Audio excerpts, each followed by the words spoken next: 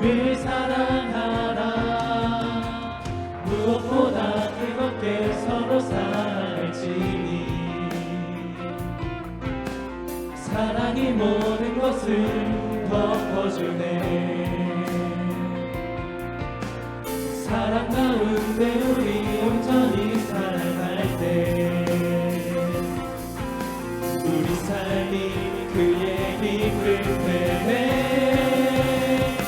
우리가 주를 더욱 사랑하고 그 사랑 우리 삶에 녹여내어 서로를 더욱 섬기고 사랑할 때 하나님 나라 임하겠네. 우리가 주를 더욱 노래하고 이곳에 모여 함께 찬양하니 모든 두려움과 걱정은 떠나가네.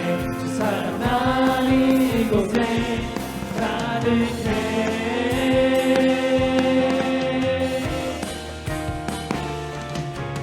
한 사랑 우리에게 찾아왔네. 자기 몸 희생하며 확증해내신 사랑 먼저 본이 되신 이가 우리에게 명하시네. 회망과 뜻 힘다해 주를 사랑하라. 무엇보다 뜨겁게 서로 사랑할지니 사랑이 모든 것을 덮어주네. 사랑 가운데 우리 온전히 살아갈 때 우리 삶이 그의 빛을 되네. 우리가 주를 더욱 사랑하고 그 사랑 우리 삶에 녹여내어 서로를 더욱 섬기고 사랑할 때 하나님 나라 임하겠네. 우리가 저를 더욱 노래하고 이곳에 함께 모여 찬양하니 모든 두려움과 걱정을 떠나가네. 주 사랑 난 이곳에 가득해.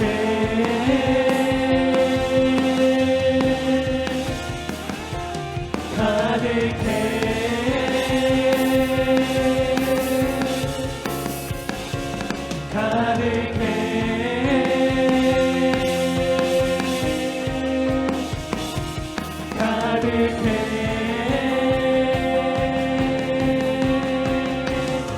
우리가 주를 더욱 사랑하고 그 사랑 우리 삶에 녹여내어 서로를 더욱 섬기고 사랑할 때 하나님 나라 임하겠네. 우리가 주를 더욱 노래하고 이곳에 함께 모여 찬양하니 모든 두려움과 걱정은 떠나가네. 주 사랑만이 이곳에 우리가 주를 더욱 사랑하고 그 사랑 우리 삶에 녹여내어 서로를 더욱 섬기고 사랑할 때 하나님 나라 임하겠네. 우리가 주를 더욱 노래하고 이곳에 함께 모여 찬양하니 모든 두려움과 걱정은 떠나가네. 주 사랑만이 이곳에 주 사랑만이 이곳에 주 사랑만이 이곳에 가득해.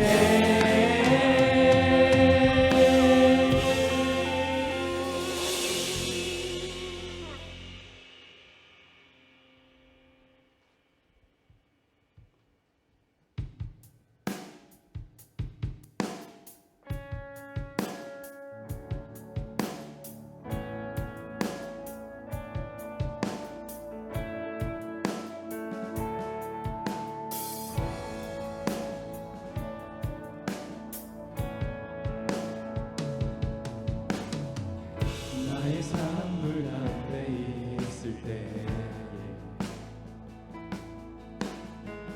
나의 길 점점 어두워져도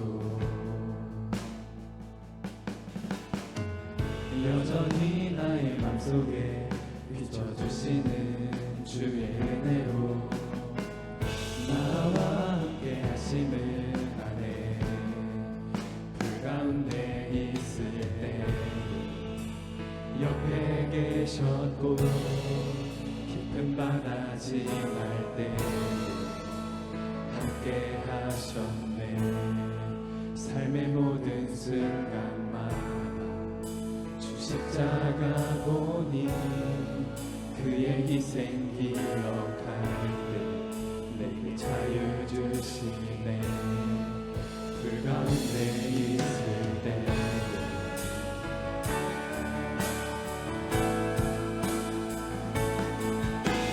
저희 다 같이 가사를 생각하시면서 함께 고백하도록 하겠습니다.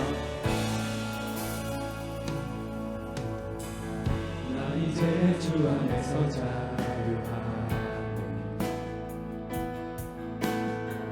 죄로부터 나를 건지신 주 예수,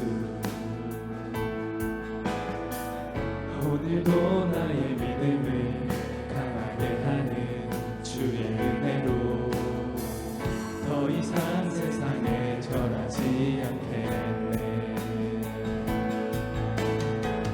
나와 함께 하시는 안에 불 가운데 있을 때에 옆에 계시고 깊은 바다 지날 때도 함께 하시네. 삶의 모든 순간마다 부활하신 주 보니 그 어떤 상황 속에서도 나의 능력 되시네. 불 가운데 있을 때에 불 가운데 있을 때에 불 가운데 있을 때에 불 가운데 있을 때에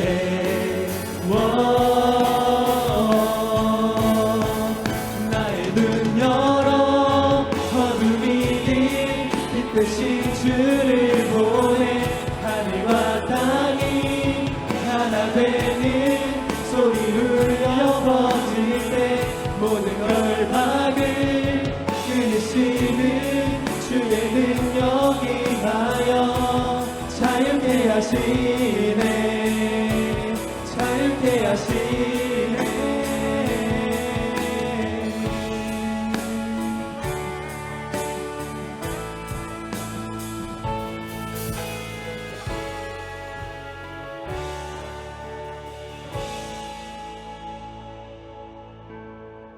찬양의 영원히 변함없는 주 예수,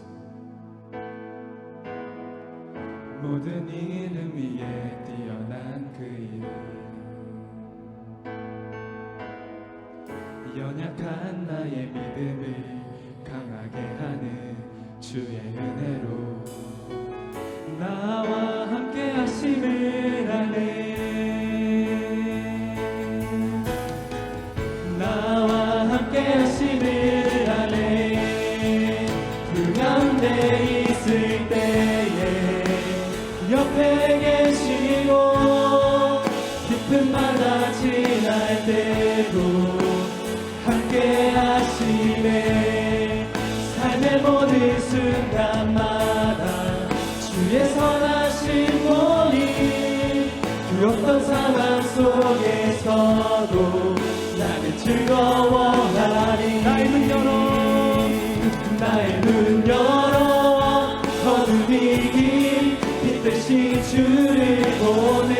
하늘과 땅이 하나 되는 소리 울려 퍼질 때 모든 결박을 끊으시는 주의 능력 임하여 자유케 하시네. 자유케 하시네. 가운데 있을 때에 옆에 계시고 깊은 바다 지날 때도 함께 하시네. 삶의 모든 순간마다 주의 선하신 본이 그 어떤 상황 속에서도 나는 즐거워하리. 어떤 상황 속에서도 나는 즐거워하리. 그 어떤 상황 속에서도 나는 즐거워하리. 그 어떤 상황 속에서도 나는 즐거워하리. 그 어떤 상황 속에서도 나는 즐거워하리.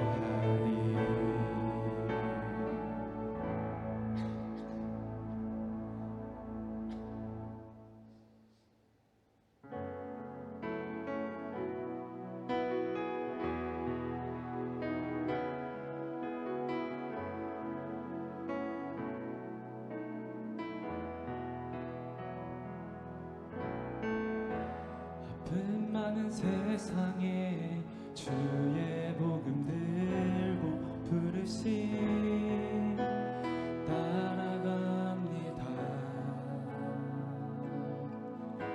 슬픔과 고통이 가득한 이 땅에 눈물을 닦아주려. 어쩌면 내 삶을 전혀 돌볼 수 없을지 모르겠지만 나를 보내시고 무너진 그 땅에 내 생명 묻으소서. 주님의 나라가 세워지는 것이 나의 평생 소원. 주님의 교회가 이곳에 세워짐이 마지막 고흡이 끝이 날 때까지 나는 나가리. 그날에 그토록 보고픈 주 얼굴 보리.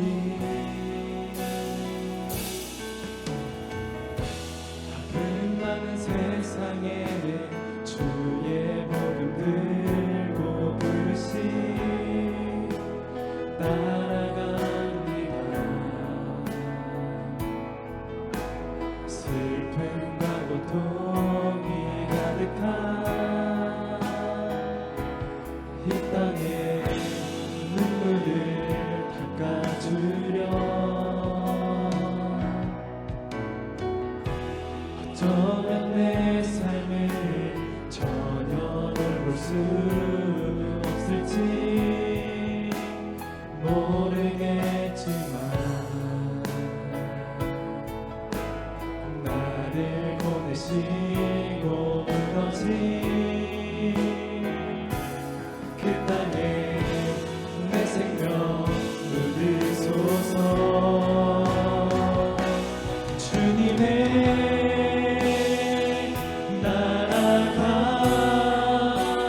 세워지는 것이 나의 평생 소원. 주님의 교회가 이곳에 세워지니 마지막 고르리 끝이 날 때까지 나는 나가리. 그날에 그토록 보고픈 주 얼굴 보리.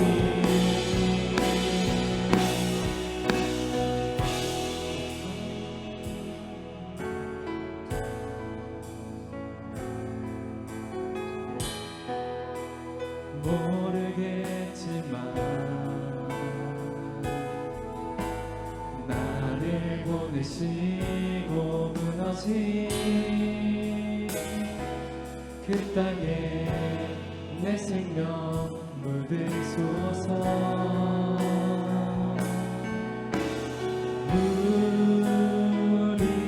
우리의 심령 주의 것이니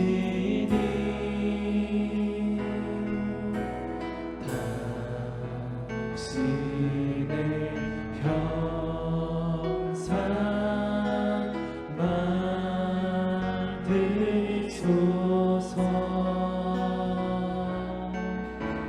주 인도 따라 살아갈 동안 사랑과 충성을 바치오리다.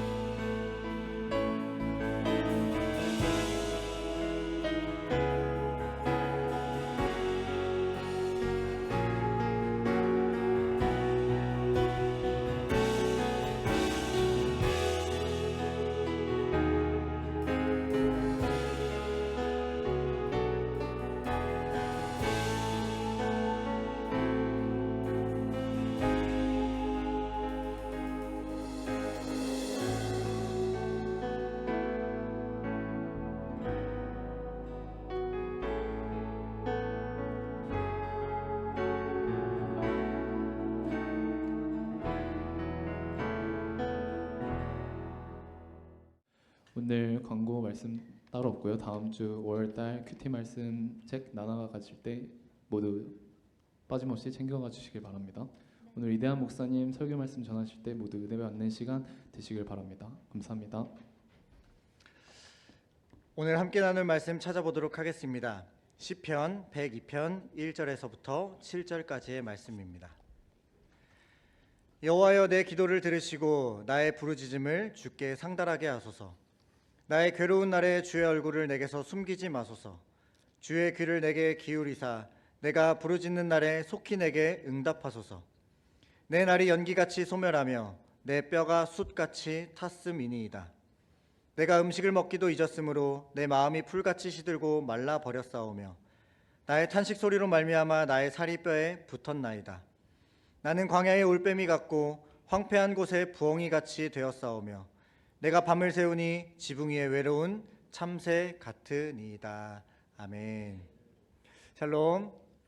사랑하는 청년공동체 여러분, 또 오후 예배에 함께하는 사랑하는 일신공동체 모두를 주의 이름으로 사랑하고 축복합니다.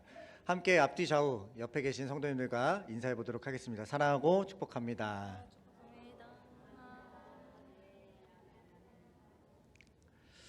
네, 우리 청년 공동체가 함께 지금 시편을 묵상하고 있습니다. 여러분, 시편은 시이자 노래입니다. 하나님 백성들의 정서를 일깨우고 표현할 수 있도록 쓰였는데요. 이 시와 노래가 존재하는 이유는 하나님이 우리 사람을 감정을 지니고 그걸 표현하고 또 하나님께 이 표현들을 올려드릴 수 있도록 그런 존재로 우리를 만드셨기 때문입니다. 이 시편을 만든 시인들은요, 하나님이 자신의 삶 속에 찾아오셔서 역사하시고 말씀하셨을 때 찬양시로 응답했습니다. 또 하나님의 부재와 침묵을 경험할 때는 탄원시로 반응했습니다. 찬양시는 기뻐서 부르는 노래이고요, 탄원시는 슬픔 가운데 절규했던 기도였습니다. 예수님도 십자가 위에서 암송하셨던 말씀들이 있는데 이 말씀들의 많은 말씀들이 바로 시편의 구절들이었습니다. 마지막 숨을 거두시기 직전에 하나님께 간구하셨던 말씀도 시편 31편 5절에 나의 영을 주의 손에 부탁하나이다 라는 말씀을 외우셨습니다. 따라서 시편은 노래와 기도의 책이자 이 노래와 기도는 인간이 하나님과 소통할 수 있는 유일한 통로다라고 할 수 있겠습니다. 150편들의 이 시편들을 모두가 다 어떤 장르다라고 구분할 수 없을 만큼 여러 장르들이 있지만 크게 세 가지로 볼 수 있습니다. 찬양시, 탄원시, 감사시. 그리고 구약학자인 차준희 교수님께서는 시가서 바로 읽기와 그의 저서들에서 이 시편의 장르들을 더 넓게 두 가지로 보는데, 구약학계와 전통적인 일반 전통을 따라서 찬양시와 탄원시 두 가지로 크게 나눠볼 수 있다라고 말하고 있습니다. 왜 두 가지로 나누냐라고 한다면, 우리 인생들 자체가 증언하듯 이 세상에는요, 우리가 기쁘고 감사하고 찬양 일도 많습니다. 그런데 이것보다 사실은 고통과 슬픔과 탄식 속에 하나님께 우리가 탄원하고 울부짖는 일들이 훨씬 더 많기 때문에 크게 보면 감사와 탄원의 시로 볼 수 있지만, 아무래도 우리들의 인생 가운데는 탄원의 시의 비중들이 조금 더 높다라고 볼 수 있겠습니다. 오늘 본문의 시편 102편은요, 탄원시 중에 개인 탄원시에 속합니다. 이 시인의 개인의 문제, 시인의 탄원이 오늘 이 시간 나와 도대체 무슨 상관이 있을까요? 시대적 차이도 약 2500년 이상 나고요, 이스라엘과 대한민국이라는 시간, 문화, 장소 간격도 너무나도 큽니다. 전혀 이 말씀이 나와 상관없는 내용이 아닐까 싶을 때도 있겠지만요, 이 시편의 신앙인들도 마찬가지로 우리들처럼 많은 탄원을 하나님께 쏟아내면서 살아왔습니다. 어제도 오늘도 내일도 살아계시는 그 하나님께 대한 탄원이기 때문에 이 시편은 오늘 나에게 그리고 우리들에게도 유효하다라는 것입니다. 따라서 이 시편의 저자들이 개인적인 탄원의 고백, 이 고백들은요, 곧 오늘 나의 시, 나의 고백이 될 수 있는 것입니다. 그래서 시편 속에 가지고 있는 이 시인들의 언어와 주제들, 또 그들의 내면의 감정과 부정적인 것들을 살펴보면서 오늘 나는 하나님 앞에 어떤 모습으로 지금 서 있는가, 나는 하나님께 어떤 기도와 어떤 찬양을 올려드리고 있는가, 이 시편을 통해 나를 비춰보고 또 나를 하나님 앞에 드러낼 수 있는 좋은 자료가 시편이 될 수 있다라는 것입니다. 그리고 시편이 은혜로운 것은요, 단순히 그냥 나의 현재의 고난, 이 어려움들을 하나님 앞에 고발하고 탄원하면서 절망 가운데 하나님을 부르짖는 것으로 끝나는 것이 아니라 이 이유가 있습니다. 대부분 개인 탄원시의 끝은 현재의 고난에도 불구하고 나는 여전히 하나님을 신뢰합니다. 상황을 반전시키시고 결국 승리를 허락하실 그 하나님에 대한 확신과 더불어서 이 현재의 위기들이 극복되었을 때 저는 하나님을 찬양하겠습니다 라는 신앙적인 다짐으로 항상 끝을 맺습니다. 즉 고통을 넘어서 회복을 경험시키고 온전케 하실 그 하나님을 기대하고 신뢰하는 것이 탄원시의 특징이라고 할 수 있습니다. 최근 우리나라의 우울증 환자들이 지속적으로 증가하고 있습니다. 2024년 기준에서 110만 명이 우울증 환자로 조사되었고요, 20, 30대 발병률이 급격하게 늘어나서 사회적인 문제가 된다라고 조사들은 발표하고 있습니다. 이 사역의 현장, 교회의 현장에서도 우울증은 예외가 아닌데, 작년 6월에 목회 데이터 연구소에서 조사하고 발표했던 한국교회 정신건강문제조사에서 성도 4명 중에 1명이 우울증을 앓고 있다고 합니다. 지금 여기 4명 중에 1명이 있을 수 있습니다. 또한 목회자 5명 중에 1명이 우울증을 호소하고 있다라고 조사를 발표하고 있습니다. 또한 목사님들께 이 항목들을 조사했을 때 주변 목회자 중에 정신질환을 가지고 있거나 그 정신질환 속에 어려움을 겪는 사람이 있냐라는 질문에 33%가 있다라고 발표함으로써 이 우울증의 문제가 목회자뿐만 아니라 일반 성도들에게 현재 많은 우울증으로 고통받고 있음을 우리에게 알려주고 있습니다.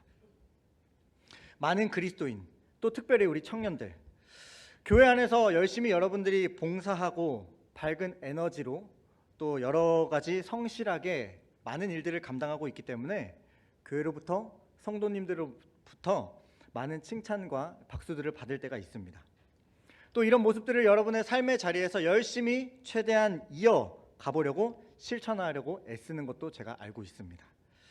그런데 이렇게 여러분이 밝고 화사한 여러분의 내면 이면 속에는요, 늘 나는 웃고 기뻐해야 하고 어떤 어려움에서는 쉽게 흔들려선 안 된다라는 강박적인 생각도 여러분의 내면 속에 무의식적으로 자리 잡고 있습니다. 직장과 대인관계 속에서 교회 다니고 예수 믿기 때문에 때로는 상처받아도 괜찮은 척, 아무렇지 않은 척, 또 잘 이겨내는 척을 해야 합니다. 내게 닥친 이 문제들이 누군가 타인에게 도움을 요청하기보다는 내가 스스로 이겨내 보려고 하고 견고한 척 열심히 버텨오다 보니까요, 어느 순간 소화가 되지 않을 때가 분명히 찾아올 겁니다. 이 무게가 버겁게 느껴질 때가 올 겁니다. 그러다가 이전까지 내가 잘 견뎌오고 밝은 모습을 유지해왔는데 이런 걸 내가 잘 유지하지 못하게 된다면 그 무너짐 속에 주변의 반응들이 실망하고 떠나가게 될까 봐, 그리고 이게 신앙하고도 연결이 되어서 나의 믿음 없음으로, 나약한 신앙인으로 내가 비춰질까 봐 두려워서 불안과 우울의 증상들이 여러분들에게 찾아올 때도 분명히 있을 겁니다. 사실 여러분, 이 우울과 불안이라는 것은요, 인간이 경험하는 지극히 자연스러운 감정의 일부분입니다. 우리가 감기에 흔하게 쉽게 걸릴 수 있듯이 현대인들에게도 이 우울은요, 마음의 감기처럼 쉽게 또 흔하게 찾아올 수 있습니다. 그런데 이게 그냥 감기로 끝나느냐 아니면 우울증, 우울장애까지 되느냐는 완전히 차원이 다릅니다. 일상적인 슬픔과 이 우울의 감정들은요, 감기처럼 그냥 시간이 지나면 자연스럽게 회복이 될 수도 있습니다. 그런데 이 우울이 병으로 이어지고 우울장애로 판명이 된다라는 것은요, 어떤 기준이냐면 2주 이상 매일 지속되는 우울한 기분, 그리고 이것으로 인한 일상의 흥미를 모조리 다 잃어버리는 겁니다.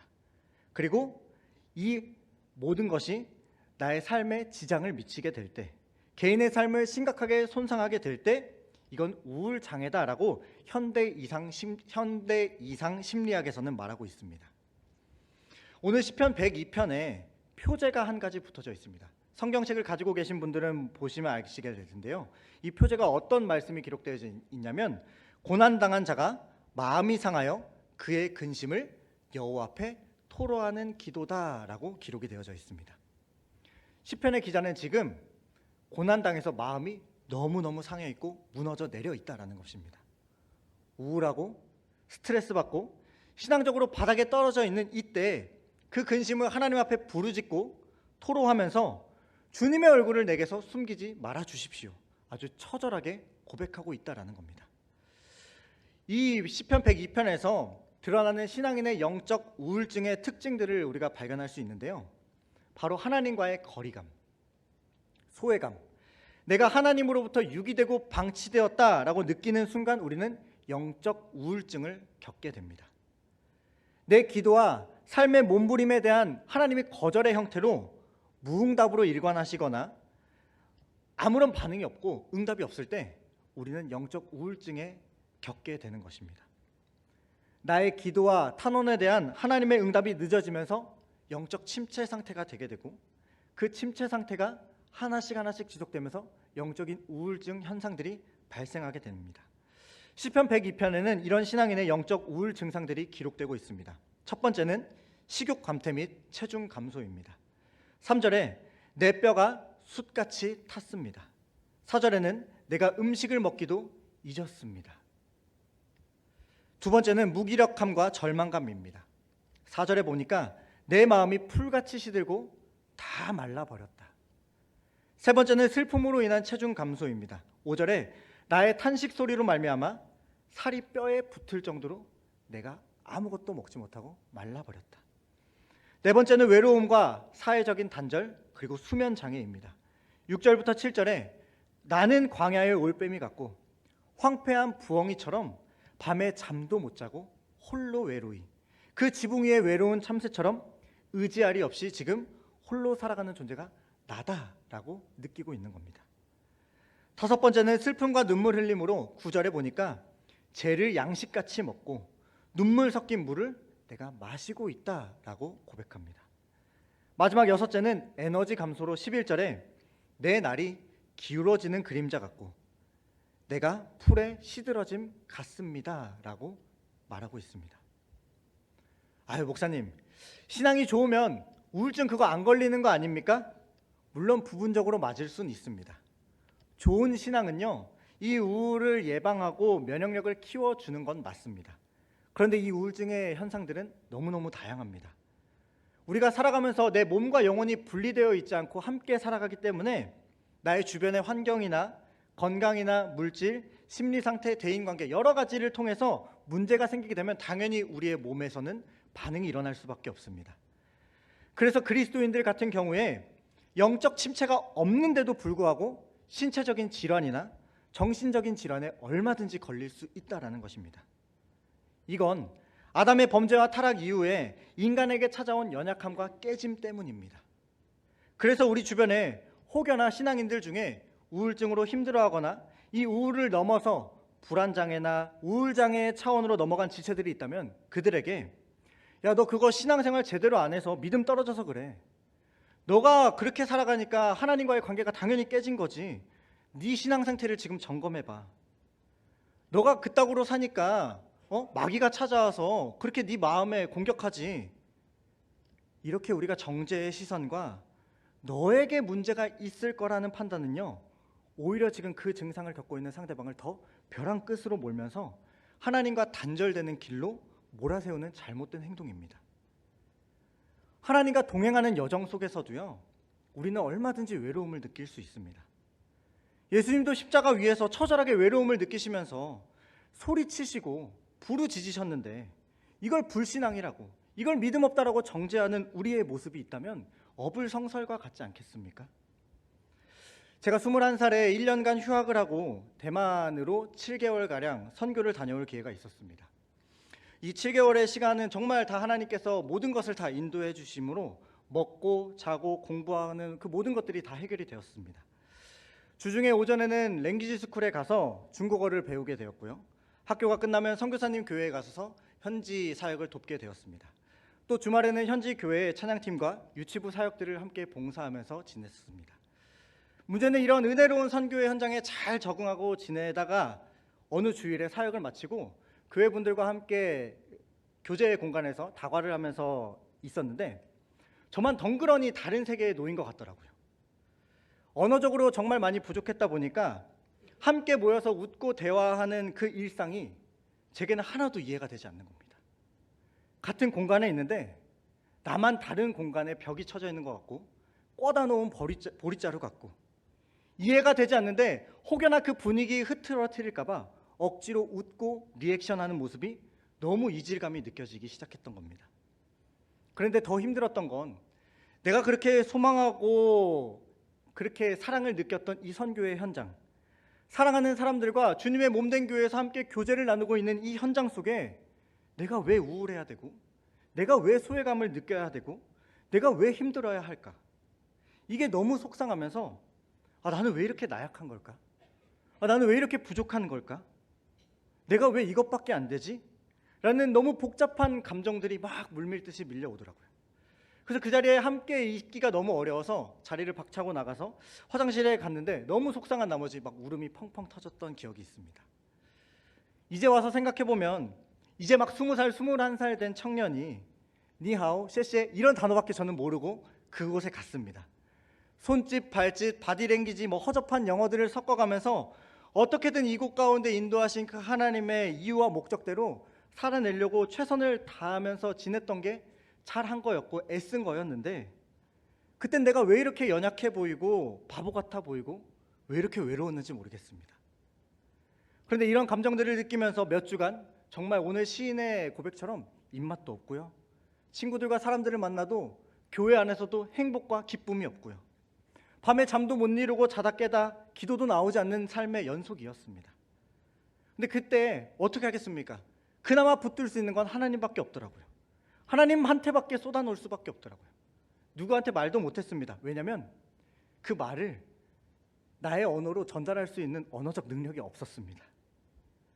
선교의 현장에서 사랑하는 사람들과 의지하는 사람들과 함께 있는데도 나만 덩그러니 광야에 놓여있는 올빼미 같고 황폐한 땅이 내가 지금 서 있는 땅 같은 공간에 있는데 내 땅만 황폐하고 나머지 땅은 축복받고 풍요로운 땅 나만 외로운 지붕 위에 참새 같다라고 기도하는 그 시인의 모습이 바로 제 삶이었습니다. 그때 하나님께서 저에게 이런 마음을 주셨습니다. 십자가에서 하나님을 찾으셨던 예수님의 마음. 엘리 엘리 라마 사박다니, 나의 하나님 어찌하여 나를 버리셨나이까. 나의 괴로운 날에 주의 얼굴을 왜 숨기십니까? 주님의 얼굴을 내게서 숨기지 말아 주십시오. 주의 귀를 내게 기울이시사 내가 부르짖을 때 하나님 속히 응답해 주시옵소서. 2절의 시인의 고백이 그냥 절로 나올 수밖에 없었습니다. 그리고 정말 은혜롭게 하나님은 이 기도들에 하나하나씩 응답해 가시면서 우리가 읽진 않았지만 14절의 시인의 고백처럼 폐허가 된 시온의 돌들도 즐거워하게 하시고 티끌과 같은 먼지와 같은 나의 일상들, 나의 삶이지만 그 작은 티끌들, 그 먼지들 속에서 은혜들을 발견하게 하셔서 내가 하루하루 이 땅에 있는 것, 공부하고 만나고 교제하는 그 모든 것이 사랑과 감사 그리고 기도의 제목들이 되게 하셨다라는 것입니다. 나는 아무렇지 않게 여겼던 아주 작은 먼지와 같은 나의 일상, 중요하지 않은 티끌과 같은 일들이라고 치부했었지만 하나님은 그 작은 먼지와 티끌들 속에서 나를 성장시키시고 나를 채워가시고 나를 깨닫게 하심을 바라보게 하셨습니다.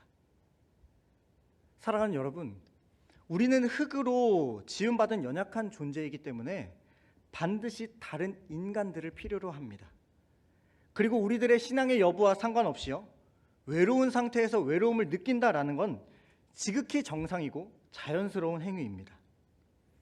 엘리야의 경우에 갈멜산에서 치열한 영적인 전투 후에 하나님의 살아계심을 확인했습니다. 바알과 아세라의 850명의 선지자들과 맞서 싸워 이기고 그들을 다 처단했습니다.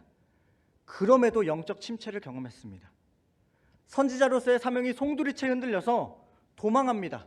광야로 들어가서 거기서 하나님 나 죽여달라고 기도하면서 왜 나만 홀로 남아있냐라고 내 편은 없다라고 영적 침체, 우울을 호소했습니다. 그때 하나님께서는 엘리야에게 너는 지금 혼자가 아니라 바알과 아세라에게 무릎 꿇지 않은 신실한 종 7,000명을 내가 남겨두었다라고 위로해 주셨습니다.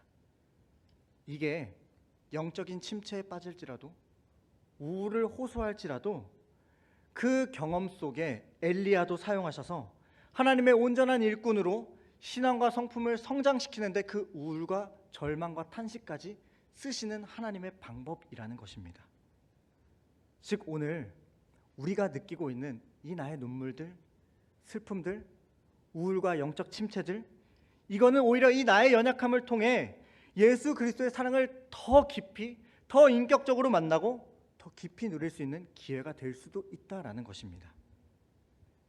그런데 문제는요, 이 영적 침체에 빠질 때 우울의 증상들 대신에 세상적인 삶에 더 역동적이고 활기차게 살아갈 수 있는 가능성도 있습니다.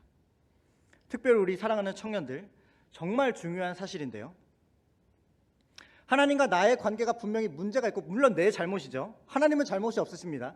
나에게 문제가 있음에도 불구하고 이 사실을 충분히 인정하지 않고 인식하지 않은 채 그냥 영적 침체에만 빠져 있으면요, 우리들이 살아가는 삶의 자리는 너무너무 즐거울 겁니다.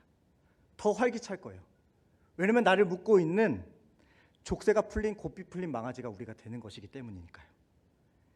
이렇게 되면 여러분이 영적 침체에 빠져 있다 할지라도요, 영적인 우울증의 증상들이 나타나지 않습니다. 이게 오히려 더 심각한 문제다라는 거예요. 세상의 만족이 채워지니까요. 세상이 너무나도 즐거우니까요.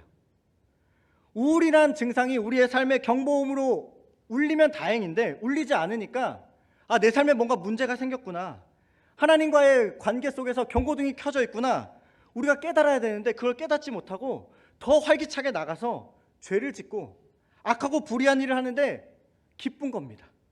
양심의 가책을 느끼지도 않습니다. 하나님께 돌아가야 될 필요성을 전혀 느끼지 못하고 그냥 매일매일을 살아가는 거예요. 단지 그냥 주일이라서 교회 나오고 오래 교회 다녔고 교회에서 봉사하고 헌신하고 칭찬받는다고 해서 직분이 있다고 해서 여러분 이렇다고 해서 영적으로 민감하게 살아가는 게 아닙니다. 이건 저도 마찬가지입니다. 시간과 길이에 상관없이요, 우리에게는 매일매일 하나님의 은혜가 임해야 합니다. 하나님께서 내 안에 감춰져 있던 나의 마음의 병들, 내 문제와 죄들을 하나님께서 조명해 주시지 않으면요, 우리들은 이 문제를 하나님 앞에 가지고 나가서 직면하지 않습니다. 그냥 다 회피하려 하고 무시하려 하고 켜켜이 쌓아두기만 합니다. 가진 핑계와 술수들을 동원해서 죄의 길로 더 빠지려고 하고요, 종교 행위만 해내는 그냥 허울뿐인 그리스도인들이 우리가 되어갈 수 있는 거예요. 이게 예수님께서 바리새인들을 지적하시면서 너희들 회칠한 무덤이라고 말씀하셨던 모습과 다를 바 없는 우리들의 모습 아닐까요? 영적 침체들로 내 삶의 여러 가지 문제들이, 지금 증상들이 내 내면과 삶을 파괴해 가고 있는데, 겉은 화려하게, 겉은 경건하게 봉사하고 칭찬받고 성실한 그리스도인 같아 보이면 무엇합니까?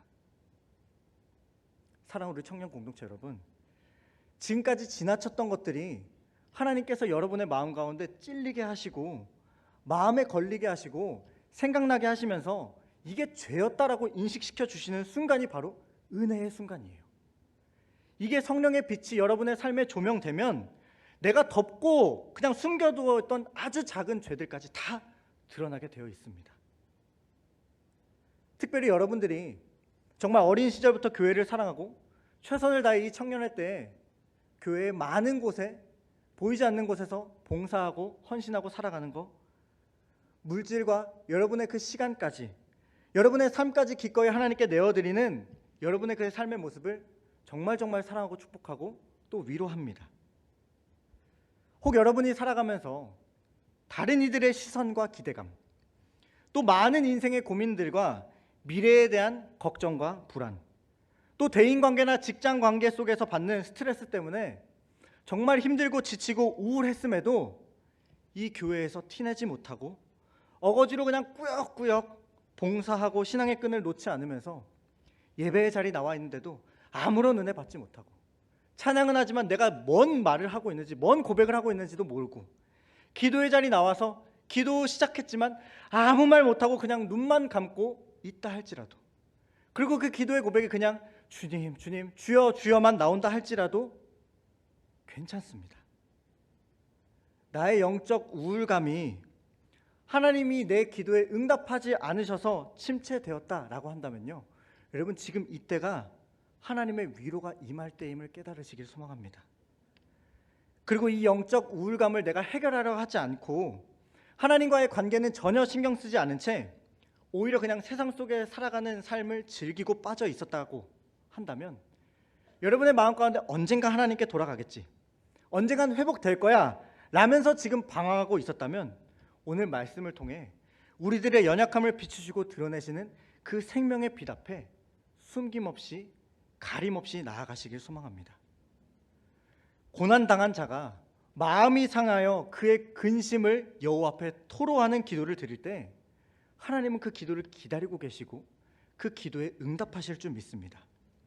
왜냐하면 우리의 연약함까지도 하나님의 승리와 하나님의 나라를 위하여 사용하심, 이 반전의 하나님, 그러나 여전히 우리를 사랑하시는 하나님을 신뢰하시길 소망합니다.